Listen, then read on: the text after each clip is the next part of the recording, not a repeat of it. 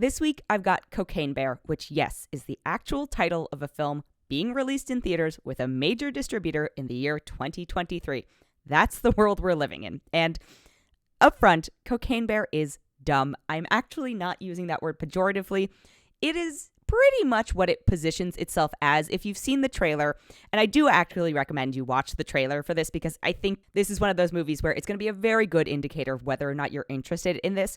It is a silly, ridiculous movie about effectively a monster, although this monster is a real creature that exists in our world. And as someone who is a huge fan of your Sci-Fi Channel original movies, your Sharktopuses, your Sharknadoes, your pretty much anything involving sharks, actually, usually a lot of aquatic-based ones, I really actually like this genre. I think it's silly. I think it's fun. This is the big budget version of that. And I will say, I think something gets lost a little bit in the upscaling, and I'm putting upscaling in quotes of it. Like, part of me wanted to see a person in a bear suit running around instead of the CGI bear who money was clearly spent on this bear, but I don't know how well it holds up. Also, the cast of this movie is quite impressive. It has Keri Russell, O'Shea Jackson Jr., Alden Ehrenreich, Jesse Tyler Ferguson, who I did not recognize in it, Isiah Whitlock Jr., Kristofer Hivju, I might be saying his name wrong, I'm sorry, character actress Margo Martindale, and Ray Liotta. There are a couple other performances from folks who you might not recognize their names as much.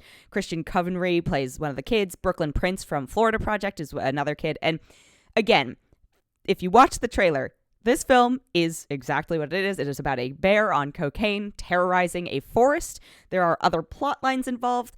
They don't matter. Sometimes the seriousness of them feels a little silly, but there are enough silly moments to offset it.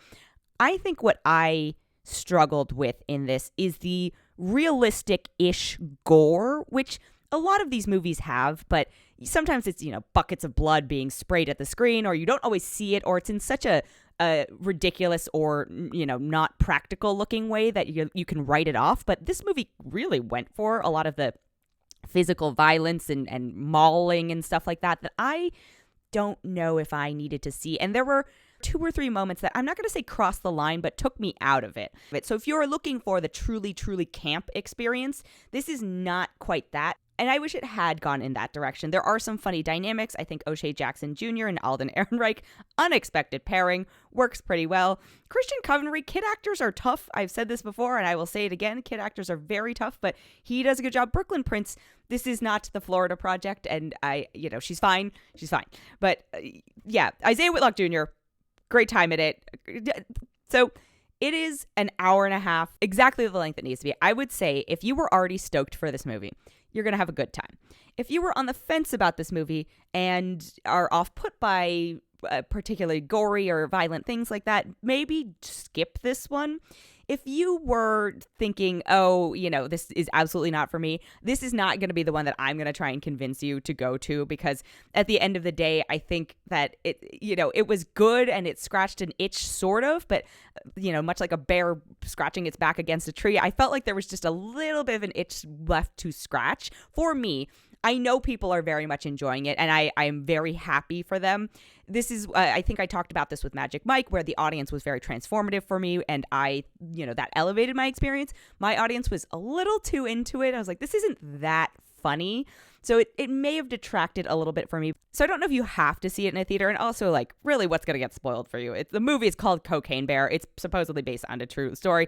If you were just looking for some turn your brain off entertainment, if you're not bothered by gore and guts and all that type of stuff, and you think this looked funny, please have a wonderful time at the movies. But I would say overall, because it didn't quite do it for me, because it wasn't that camp experience I was looking for, because I wanted, the Sharknado-ness, the absurdness, the almost lack of production value in some areas, because I think that also helps you build a sort of barrier and dismiss some of the more ridiculous plot points, which they do amp up. And I have a lot of science questions about bears as a byproduct of this, but I don't think this is the movie to answer them. So balancing all of that and still acknowledging that I had a pretty decent time at it, I'm going to give it overall a 3.3 out of 5.